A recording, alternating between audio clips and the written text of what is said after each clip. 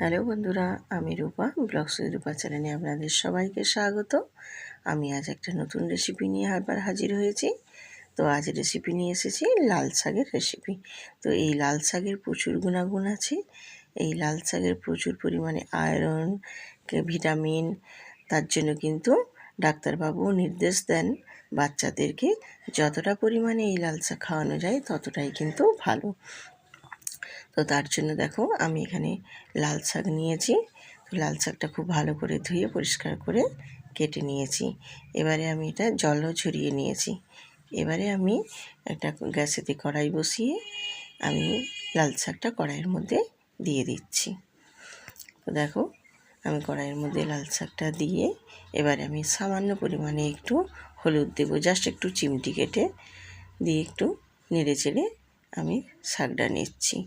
তো দেখো শাকটা নেড়ে চেড়ে নেওয়ার ফলে দেখো শাকের থেকে কত জল বেরিয়ে আসছে। আমি কিন্তু এখানে এখন নুন অ্যাড করব না, আমি আগে শাকটা নেড়ে চেড়ে নেব, কারণ শাকটা নেড়ে চেড়ে নিলে একটু নরম হয়ে যাবে, তারপরে শাকের পরিমাণটা দেখে লবণটা দেওয়া যাবে। না হলে আগে থেকে দিয়ে দিলে কি হয়, বেশি বা কম হয়ে যেতে পারে।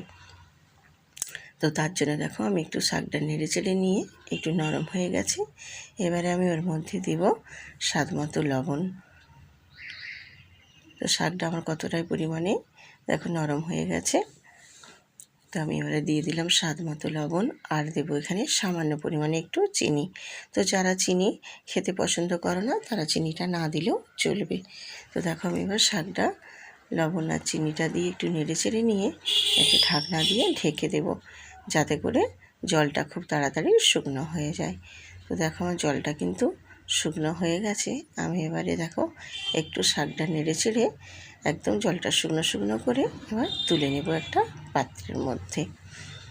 তো আমি শাকটা তুলে নিয়েছি, দিয়ে গ্যাসেতে আবার একটা কড়াই বসিয়ে দিয়ে একটু তেল দিয়ে আমি ওর মধ্যে কালো জিরে আর একটা শুকনো লঙ্কা দিয়ে নেড়ে চেড়ে নেব।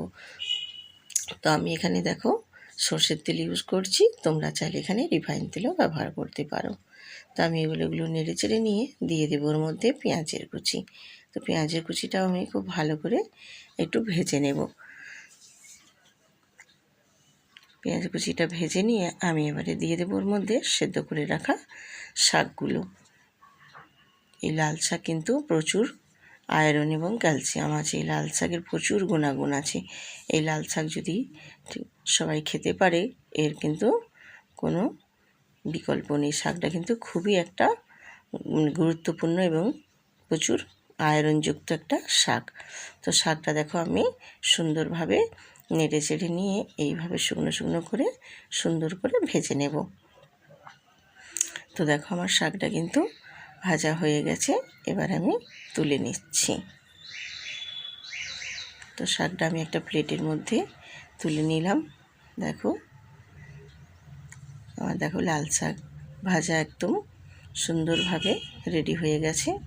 তো এবারে আমি একটু ডেকোরেটের জন্য আমি উপর থেকে ছড়িয়ে দেব পোস্ত। পোস্তটা ছড়িয়ে দিলে দেখতেও যেমনি ভালো লাগে, খেতেও তেমনি কিন্তু সুন্দর লাগে। আমি পোস্তটা ছড়িয়ে একটু ডেকোরেট করে দিলাম।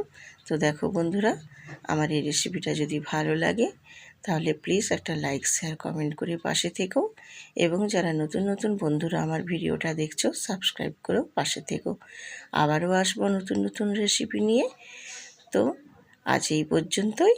সুস্থ থাকো, ভালো থাকো সবাই। Tata, bye bye.